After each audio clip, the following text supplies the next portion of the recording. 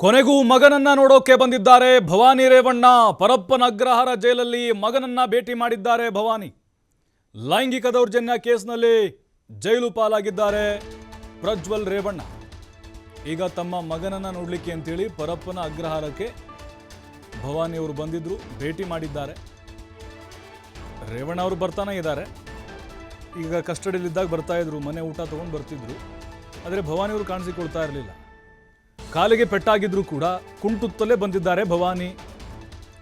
ಓಡಾಡೋಕ್ಕೂ ಆಗದೇ ಇದ್ರೂ ಕೂಡ ಸ್ಟಿಕ್ ಹಿಡಿದು ತಮ್ಮ ಮಗನನ್ನು ನೋಡಲಿಕ್ಕೆ ಬಂದಿದ್ದಾರೆ. ಇಬ್ಬರು ಮಕ್ಕಳ ಪ್ರಕರಣದಿಂದ ಕುಗ್ಗಿ ಹೋಗಿಬಿಟ್ಟಿದ್ದಾರೆ, ಮಾನಸಿಕವಾಗಿ ಮತ್ತು ದೈಹಿಕವಾಗಿ. ಬಹಳ ನೋವು, ಸಂಕಟ. ಯಾಕಂತ ಹೇಳಿದ್ರೆ ಹೀಗಾಗುತ್ತೆ ನಮ್ಮ ಕುಟುಂಬದಲ್ಲಿ ಅಂಥೇಳಿ ಮನಸ್ಸಲ್ಲೂ ಕೂಡ ಭವಾನಿಯವರು ಯೋಚಿಸಿರಲಿಲ್ಲ. ಒಂದು ಮಗಂದು ಆ ಪ್ರಕರಣ, ಇನ್ನೊಂದು ಮಗಂದು ಈ ಪ್ರಕರಣ, ಬೇಸತ್ತು ಹೋಗಿಬಿಟ್ಟಿದ್ದಾರೆ. ಆಮೇಲೆ ಅವರ ಪತಿ HD ರೇವಣ್ಣ ಅವ್ರದ್ದು ಕೇಸು, ಭವಾನಿ ರೇವಣ್ಣ ಅವ್ರದ್ದು ಕೇಸು, ಇಡೀ ಫ್ಯಾಮಿಲಿನೇ ಕೇಸು. ವಿಚಾರಣೆ ಎದುರಿಸಿದ್ದಾರೆ, ಜೈಲು, ಕಸ್ಟಡಿ, ಬರೀ ಇದೇ ಆಗಿಬಿಡ್ತು. ಹಾಗಾಗಿ ಮಾನಸಿಕವಾಗಿ ನೊಂದು ಹೋಗಿದ್ದಾರೆ. ಮಕ್ಕಳು ಅಂದರೆ ಬಹಳ ಪ್ರೀತಿ ಭವಾನಿ ರೇವಣ್ಣ ಅವ್ರಿಗೆ. ಅದರಲ್ಲೂ ಪ್ರಜ್ವಲ್ ರೇವಣ್ಣ ಅಂತಂದರೆ ಭಾಳ ಪ್ರೀತಿ. ದಿನಾಲೂ ಕೂಡ ಅಂದರೆ ನಾರ್ಮಲ್ಲಾಗಿ ಮನೆಯಲ್ಲಿ ಬಹಳ ಕಾಳಜಿ ಮಾಡ್ತಾಯಿದ್ರು, ಚರ್ಚೆಗಳನ್ನು ಮಾಡ್ತಾಯಿದ್ರು. ಆದರೆ ಯಾವುದೂ ಇಲ್ಲ. ಈಗ ಆ ಮಕ್ಕಳಿಲ್ಲದ ಒಂಟಿತನ ಕಾಡ್ತಾ ಇದೆ. ಯಾಕಂದರೆ ಇಬ್ಬರು ಮಕ್ಕಳ ಜೊತೆಗೆ ಬಹಳ ವಾತ್ಸಲ್ಯದಿಂದ ಇರ್ತಾ ಇದ್ದರು, ನಾಲ್ವರು ಕೂಡ. ಆದರೆ ಈಗ ಮಕ್ಕಳಿಲ್ಲದ ಮನೆಯಾಗಿಬಿಟ್ಟಿದೆ. ಹಾಗಾಗಿ ಭವಾನಿ ರೇವಣ್ಣ ಅವರು ನೋಡಿ, ಅವ್ರ ಕಾಲಿಗೆ ಪೆಟ್ಟಾಗಿದೆ. ಆ ನೋವಿದ್ದರೂ ಕೂಡ ಕುಂಟುತ್ತಾ ಬಂದಿದ್ದಾರೆ, ಸ್ಟಿಕ್ ಹಿಡ್ಕೊಂಡು ಬಂದಿದ್ದಾರೆ. ಪ್ರಜ್ವಲ್ ರೇವಣ್ಣ ಅವ್ರನ್ನ ಭೇಟಿ ಮಾಡಿದ್ದಾರೆ, ಅವರ ಆರೋಗ್ಯವನ್ನು ವಿಚಾರಿಸಿದ್ದಾರೆ. ಈಗ ಹೆಲ್ತ್ ಅಪ್ಸೆಟ್ ಆಗಿದೆ ಪ್ರಜ್ವಲ್ ರೇವಣ್ಣ ಅವ್ರಿಗೆ. ಅವರ ಆರೋಗ್ಯವನ್ನು ವಿಚಾರಿಸಿದ್ದಾರೆ.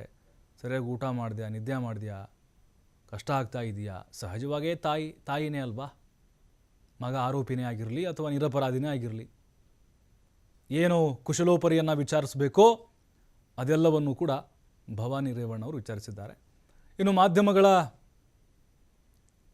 ಒಂದು ಕಣ್ಣಿಗೆ ಬೀಳ್ತಾ ಇದ್ದಂತೆ ಕ್ಯಾಮ್ರಾ ಕಂಡ ಕೂಡಲೇ ಮುಖ ಮುಚ್ಚಿಕೊಳ್ಳುವಂಥ ಪ್ರಯತ್ನವನ್ನು ಕೂಡ ಭವಾನಿ ರೇವಣ್ಣ ಅವರು ಮಾಡ್ತಾಯಿದ್ರು. ಬಹಳ ದಿನಗಳಾಗಿತ್ತು, ಅಂದರೆ ಅವರು ಬಂದಿರಲಿಲ್ಲ ಇಲ್ಲಿವರೆಗೂ ಕೂಡ. ಯಾಕಂದರೆ ಸಹಜವಾಗಿ ಮುಜುಗರ ಆಗಿರುತ್ತೆ. ಅವ್ರದ್ದು ಕೇಸು ಮತ್ತು HD ರೇವಣ್ಣ ಅವ್ರದ್ದು ಮತ್ತು ಈಗ ಇಬ್ಬರು ಮಕ್ಕಳದು. ಮನೇಲೇ ಇದ್ದರು ಅವರು. ಮಾನಸಿಕವಾಗಿ ಬಹಳ ನೊಂದು ಹೋಗಿದ್ದಾರೆ ಭವಾನಿ ರೇವಣ್ಣ ಅವರು. ಮೊದಲಿನ ಥರ ಆ್ಯಕ್ಟಿವ್ ಆಗಿಲ್ಲ. ಈಗ ಪ್ರಜ್ವಲ್ ಕೂಡ ಲೋಕಸಭೆ ಚುನಾವಣೆಯಲ್ಲಿ ಸೋತ್ಬಿಟ್ರಲ್ವಾ. ರಾಜಕೀಯವಾಗಿ ಹಿನ್ನಡೆ, ಅದರ ಜೊತೆಗೆ ಕಾನೂನಾತ್ಮಕವಾಗಿ ಹಿನ್ನಡೆಗಳಾಗ್ತಾ ಇದ್ದಾವೆ. ನೊಂದು ಬೆಂದು ಹೋಗಿಬಿಟ್ಟಿದ್ದಾರೆ ಭವಾನಿ ರೇವಣ್ಣ. ಮಗನನ್ನು ನೋಡಿ ಅಲ್ಲಿ ಕೆಲ ಕಾಲ ಭಾವುಕರಾಗಿದ್ದರಂತೆ. ಆದರೂ ಧೈರ್ಯ ತುಂಬಿದ್ದಾರೆ. ಏನಾಗೋದಿಲ್ಲ, ಕಾನೂನಾತ್ಮಕವಾಗಿ ಹೋರಾಟ ಮಾಡೋಣ ಅಂಥೇಳಿ. ಸಹಜವಾಗಿ ಇದಾಗಿರುತ್ತೆ. ಈಗ ನಾವೇನಲ್ಲಿ ನೋಡೋಕೆ ಹೋಗಿರಲ್ಲ. ಒಬ್ಬ ತಾಯಿ ಅಂತಂದರೆ ಮಗನನ್ನು ಯಾವ ರೀತಿಯಾಗಿ ಅಲ್ಲಿ ಮಾತನಾಡಿಸಿರ್ತಾರೆ ಮತ್ತು ಅಲ್ಲಿ ಯಾವ ರೀತಿ ವಾತ್ಸಲ್ಯ ಪ್ರೀತಿಯನ್ನು ತೋರಿಸಿರ್ತಾರೆ ಅನ್ನೋದು ನಾವು ಊಹೆ ಮಾಡ್ಬೋದು ಅಷ್ಟೇ.